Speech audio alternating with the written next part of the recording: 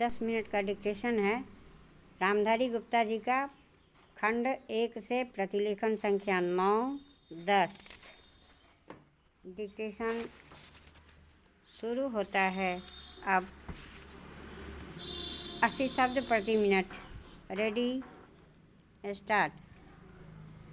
सभापति महोदय, ये शब्द मेरे नहीं हैं बल्कि राष्ट्रपिता के हैं, जो लोग आज सरकार में बैठे हुए हैं। क्या वे अपने दिल में सोचेंगे कि यह देशद्रोह शब्द बालकों को अंग्रेजी पढ़ाने के लिए राष्ट्रपिता का कहा हुआ है? आज 44 वर्ष देश को स्वतंत्र हुए हो गए हैं, लेकिन राष्ट्रपिता की इस बात पर आज तक ध्यान नहीं दिया गया है। अंग्रेजी भाषा को पढ़ाना क्यों बंद नहीं किया गया और उसको दैनिक कार्यों में क्यों प्रयोग में लाया जाता है? मैं इस बात को कई बार इस सदन में कह चुका हूँ और मैंने इस विधान परिषद की नियमावली में 1 साल पहले एक संशोधन भी रखा था, लेकिन मेरा दुर्भाग्य है कि वह संशोधन साल भर से इस सदन में प्रस्तुत नहीं हो सका।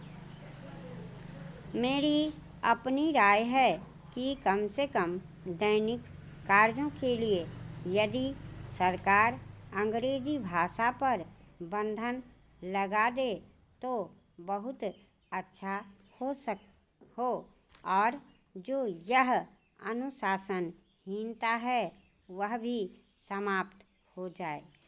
सभापति महोदय, जैसा कि मेरे मित्र ने कहा, लड़कों के माता पिता अंग्रेजी का प्रयोग करते हैं और उनके शिक्षक भी उसका प्रयोग करते हैं। फिर बालकों पर उसका प्रभाव क्यों नहीं पड़ेगा? मैं उनसे सहमत हूँ कि बालकों में नकल करने की आदत होती है, जैसा वे अपने बड़ों को करते देखते हैं वैसा ही वे करते हैं। अगर हम बुरा काम करेंगे तो उसका प्रभाव बालकों पर ज़रूर पड़ेगा। आप देखेंगे कि जिस मनोवृत्ति के माता पिता और शिक्षक होते हैं उसी प्रकार के बालक भी होते हैं। हम दूसरों को तो परामर्श दे देते हैं, लेकिन स्वयं उस पर अमल नहीं करते। इसके साथ ही साथ हमको शिक्षा प्रणाली की ओर भी ध्यान देना है। शिक्षा के जिन तरीकों को आजकल अपनाया जा रहा है वे वास्तव में लाभकारी नहीं है। सरकार की ओर से इस प्रकार का आदेश होना चाहिए कि 14 वर्ष कम बालकों को अपनी मातृभाषा में ही शिक्षा दी जाएगी और दैनिक कार्यों में भी अंग्रेजी का प्रयोग नहीं होगा। इस प्रस्ताव में अनेक महत्वपूर्ण बातों की ओर ध्यान दिलाया गया है। मैं समझता हूँ कि जब माननीय मंत्री जी इसका उत्तर देंगे तो कह देंगे कि हम बहुत सी बातों पर अमल कर रहे हैं, लेकिन मैं समझता हूँ कि उन पर कोई अमल नहीं हो रहा है। सभापति महोदय, आज हमारे देश में जो ऊपर से लेकर नीचे तक शिक्षा दी जा रही है उसमें व्यवस्था ही एक कारण है जिसकी वजह से शिक्षा का स्तर गिरता जा रहा है।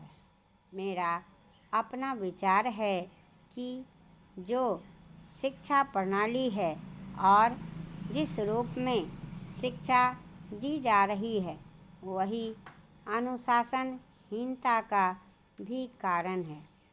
अपने देश और प्रदेश में हर एक की अपनी अपनी भाषा है और वह बालक जो इस देश में पैदा हुआ है, जो अपनी मातृभाषा की गोद में पला है, उसको यदि अपनी मातृभाषा में ही शिक्षा दी जाए तो मेरा ख्याल है कि शिक्षा का स्तर ठीक हो सकता है।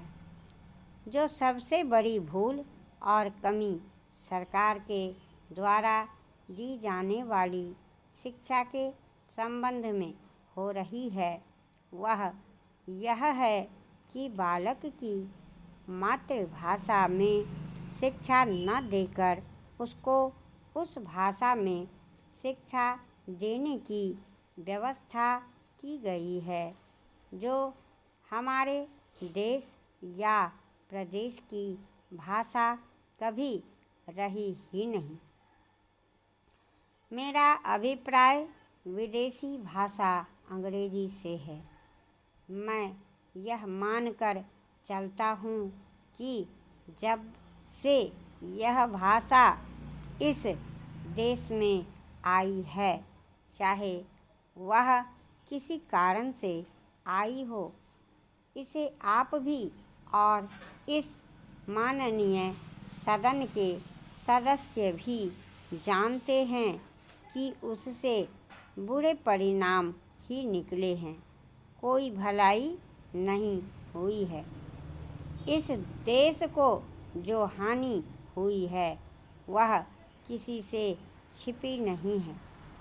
हम देख रहे हैं कि हमारे यहाँ जितना फैशन बढ़ रहा है और जितनी वेशभूषा बिगड़ रही है वह सब अंग्रेजी भाषा के ही कारण हैं।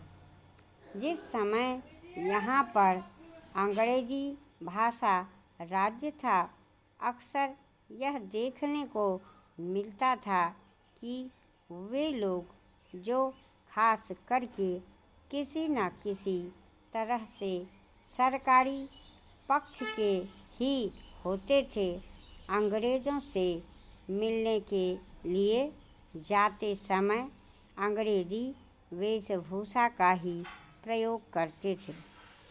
परंतु यह इस प्रदेश और इस देश का दुर्भाग्य है कि अंग्रेज़ों का राज्य समाप्त हो जाने के बाद भी लोग उनकी वेशभूषा को पहनते चले जा रहे हैं।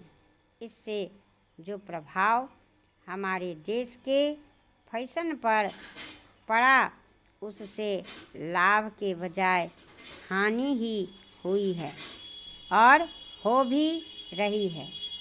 मेरा ऐसा ख्याल है कि अंग्रेजी वेशभूषा से इस देश को बहुत हानि हुई है।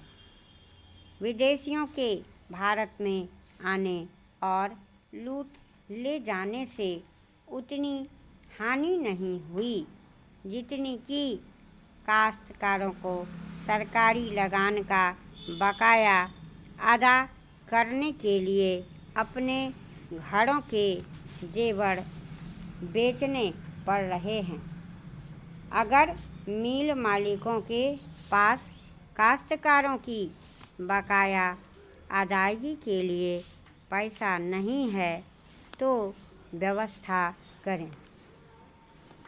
अध्यक्ष महोदय, मैं आपको एक और बात बतलाना चाहती हूँ और वह यह है कि कृषि विभाग को योजना आयोग ने बहुत गलत रास्ते पर बिठा दिया है।